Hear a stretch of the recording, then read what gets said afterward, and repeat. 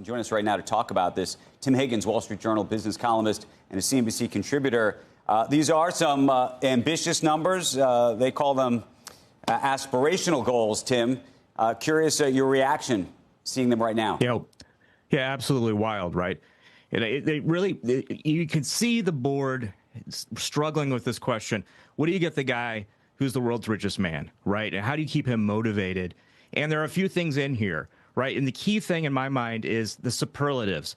The first $1 trillion pay package, right? If he meets all of these tranches.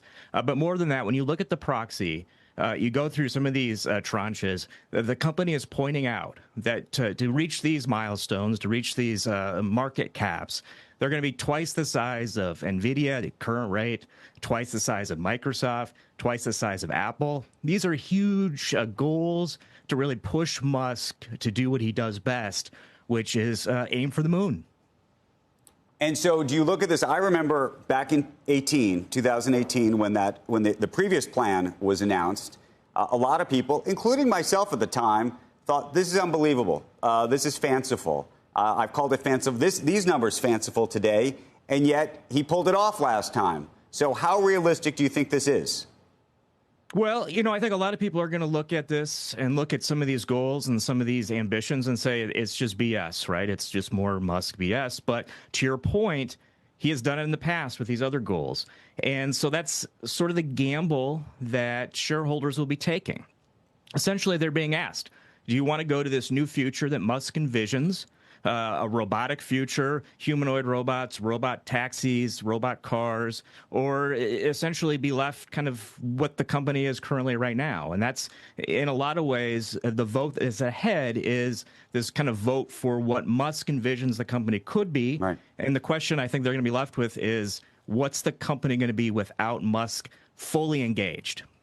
Okay, so that's the next question, which is there are going to be some shareholders, pension funds and others who have come out against the previous package, for example, folks who say, look, this guy has a huge stake in Tesla already. He should be as incentivized as anybody to do the work. Some of them would even probably argue that he has a moral obligation to continue his efforts at the company.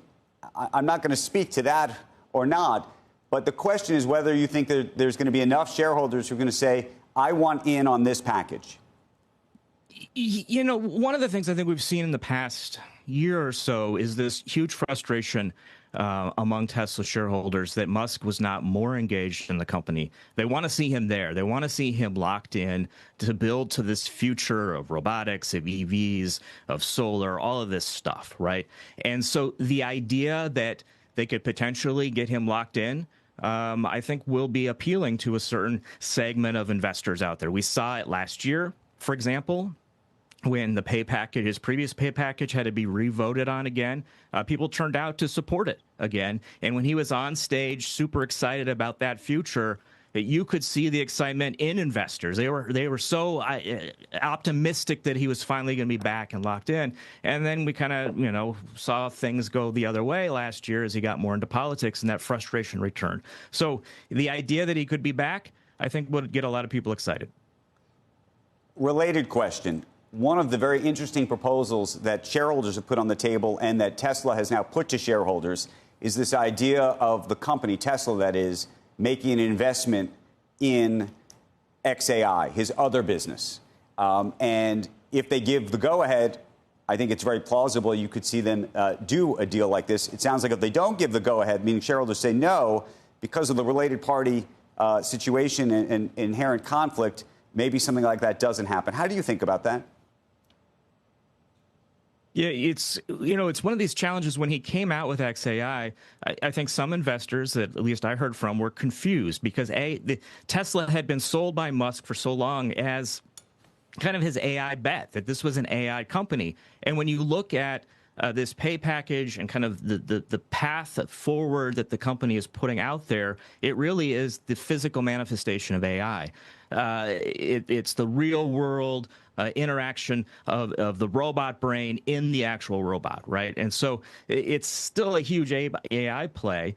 This XAI company, in some ways, Musk has said, was created to do different forms of AI, different kinds of AI, and also appeal to the needed talent that he needs to create this AI, who maybe were not interested in going to work for Tesla, but wanted to be at a startup and wanted to be working on different kinds of projects. So in some ways, it allows supporters of Musk to get in onto one of his other great ideas, right? And it also ties these companies a little bit closer together. Tim, do you buy that argument? Becky made a very smart and interesting point in the 6 o'clock hour. We were talking about how, you know, folks like Warren Buffett or Jeff Bezos actually never took additional stock in the company.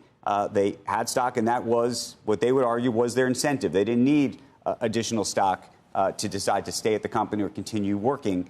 And not to put words in Becky's mouth, she said... You made that point, the first part. Well, but the second part, you know, what would have happened if Jeff Bezos had decided to start AWS, for example, Amazon Web Services, outside of Amazon? And wouldn't Amazon shareholders would have had a right to say, that's crazy, you shouldn't be doing that? In this case, he's done this now. This is Elon. And in this case, they're saying not only has he done this, we actually may buy him out potentially at a premium to control it.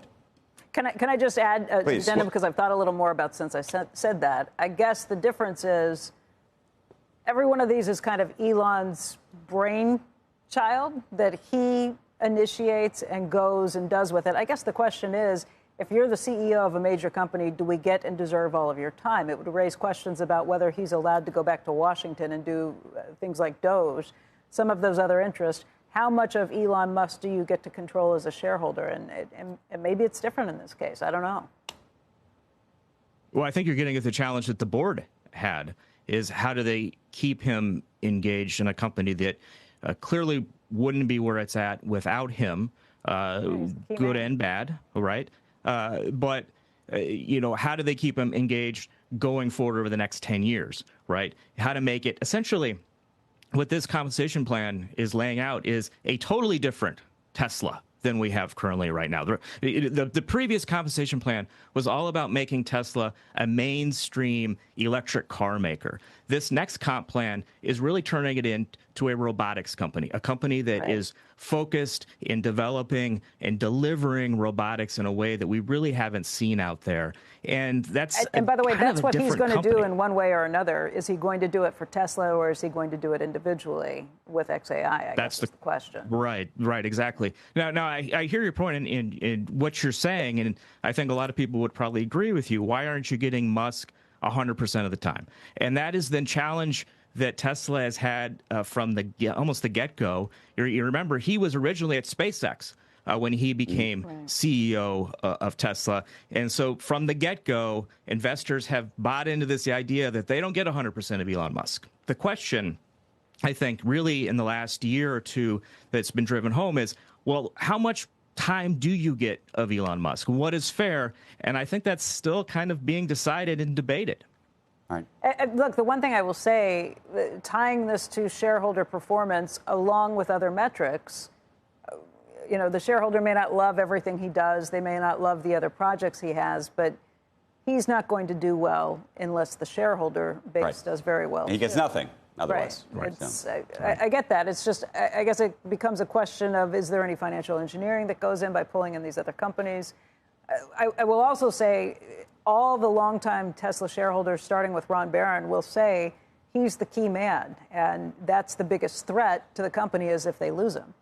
So there's huge incentive to incentivize him to stay. Yeah, absolutely. One of the interesting things I think about the plan this time versus last time is you really have some actual kind of product goals. This reminds me of the 2012 plan where you were talking about the Model S and 3 and whatnot. This time we're talking about milestones of how many vehicles they've built in total, the number of robots they're going to make. It's interesting. It's a little bit more granular. It feels a little bit more granular than the financial metrics of before.